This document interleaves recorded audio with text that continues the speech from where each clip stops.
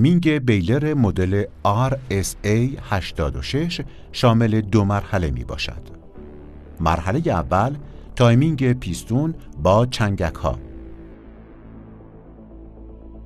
برای این منظور ابتدا زنجیر سفتگون را آزاد، سپس میلنگ چنگک چپ را مطابق تصویر مهار کنید.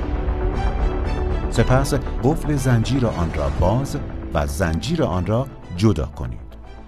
سپس فلایول را در جهت عکس عقربه‌های ساعت بچرخانید تا بازوی لنگر در این موقعیت و پرچ روی پیستون مطابق تصویر بین شیار قرار گیرد.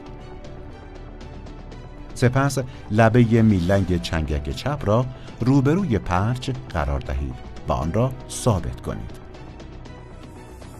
و میلنگ چنگک راست را به صورت افقی قرار دهید و آن را ثابت کنید. پس از آن زنجیر را در جای خود قرار دهید و قفل زنجیر آن را ببندید و زنجیرها را به وسیله زنجیر سفتگون تنظیم و محکم کنید. مرحله دوم تایمینگ پیستون با سوزن. برای این منظور ابتدا چرخ دنده دوقلو را باز کنید. سپس کمان خورشیدی را از ضامن آزاد کنید و پس از آن با جابجا کردن تسمیه شفت گرهزن سوزنها را حرکت دهید تا زمانی که نوک سوزنها با لبه شیار پایین شاسی برابر شود. در این حالت حتما توجه داشته باشید که سوزنها در مرحله رفت باشند، یعنی تسمیه شفت گرهزن همانطور که در تصویر می‌بینید به سمت عقب دستگاه قرار گرفته باشد.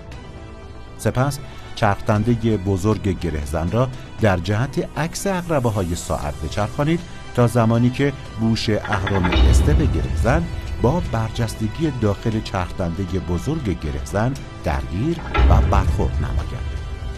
پس از آن چرخدنده دوقلو را مطابق تصویر بچرخانید تا در مناسب ترین حالت جا بیفتد. فقط باید توجه داشت در زمان جا انداختن چرخدنده مخروط و چرخدنده بزرگ گرهزن ثابت و به هیچ وجه جابجا نشود. سپس برای اطمینان فلایول را در جهت عکس عقربه‌های ساعت بچرخانید و مراحل گفته شده را مجدداً بازدید کنید.